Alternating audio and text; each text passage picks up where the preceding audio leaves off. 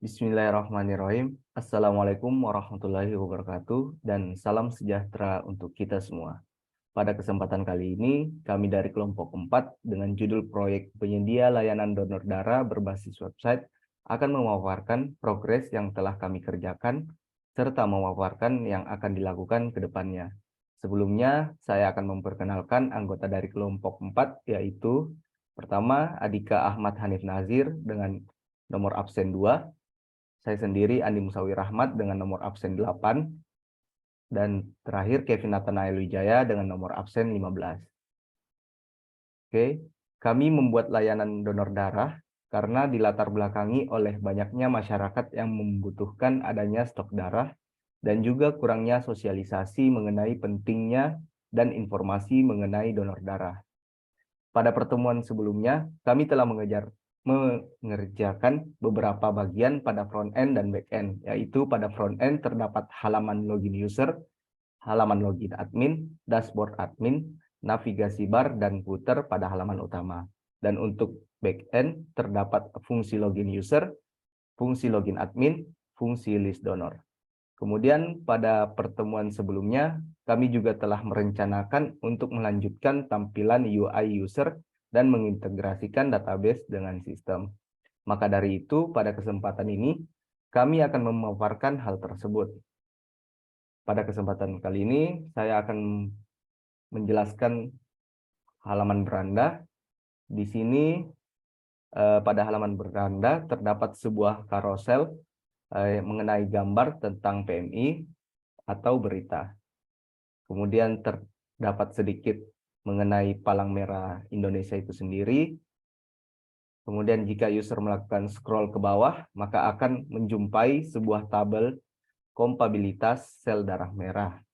Tabel ini menjelaskan darah yang cocok antara pendonor dan akseptor, di mana terdapat macam darah yaitu O-, O+, A-, A+, B-, B+, AB-, dan AB+. Kemudian juga terdapat penjelasan mengenai donor darah itu penting, serta terdapat konten video yang berisikan YouTube mengenai manfaat donor darah dan berita mengenai donor darah. Kemudian terdapat juga halaman daftar pendonor yang berisikan mengenai daftar para pendonor yang telah melakukan donor. Kemudian terdapat data dari pendonor itu sendiri, yaitu golongan darah, kota, kecamatan, kelurahan, berat badan, jenis kelamin, umur, terakhir donor, serta sosial. Di sini sosial berisikan nomor telepon dari pendonor. Kemudian terdapat juga fitur cari, di mana user dapat mencari golongan darah yang akan dicari, semisal A- dengan kelurahan Polowijen, kecamatan Blimbing, serta kota Malang. Di sini kita akan mencari, maka akan muncul daftar pendonor yang sesuai dengan hasil pencarian tersebut. Selanjutnya, untuk halaman berikutnya akan dijelaskan oleh Saudara Kevin.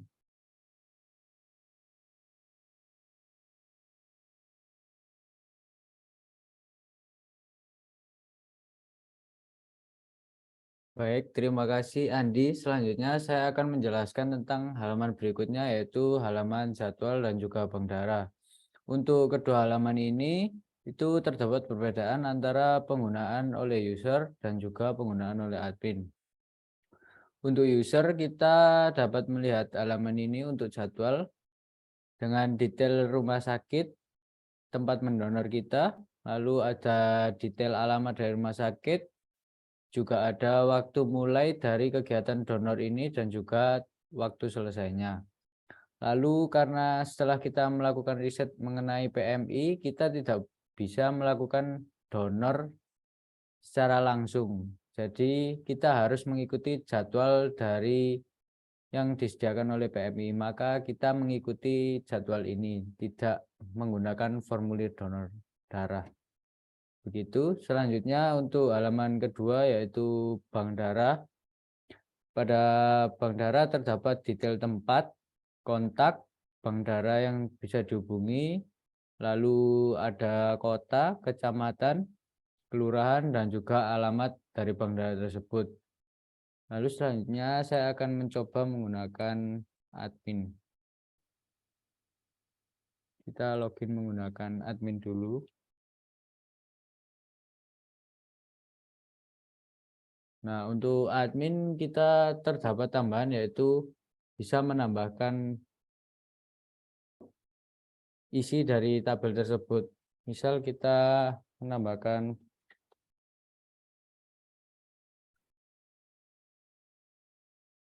data baru.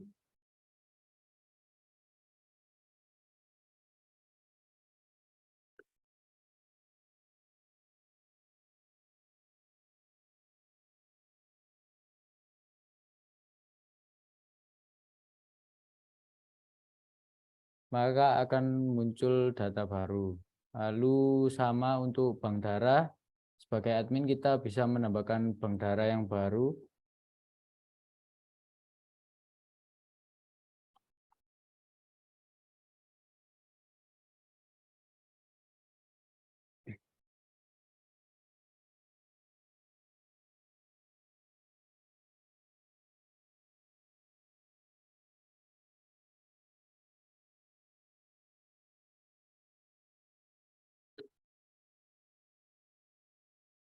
Nah, dan akan dipanggil di tabel.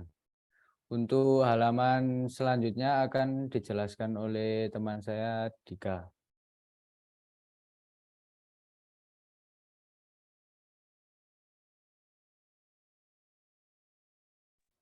Baik, terima kasih untuk saudara Kevin.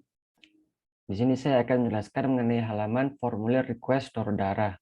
Untuk halaman request donor darah ini harus melakukan login terlebih dahulu sebagai user.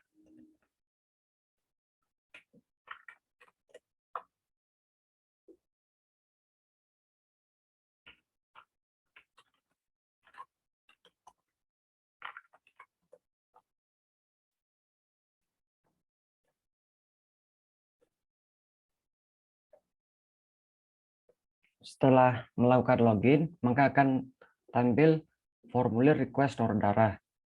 Dengan nama pasien, kita isikan saja nama saya, Dika, dengan jenis golongan darah B+, kecamatan Sisir, Kelurahan Batu, untuk kotanya Batu, alamat Jalan Munif, rumah sakit sesuai dengan rumah sakit terdekat, dan melayani donor darah.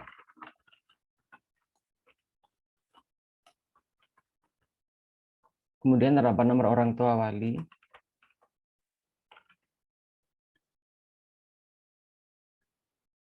kemudian email, dan nomor handphone.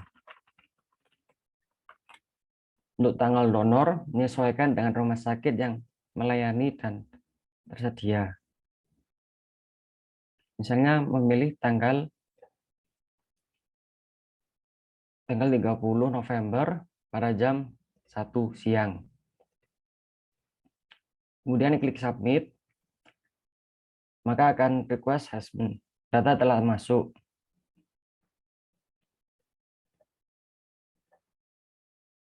Dan tersimpan.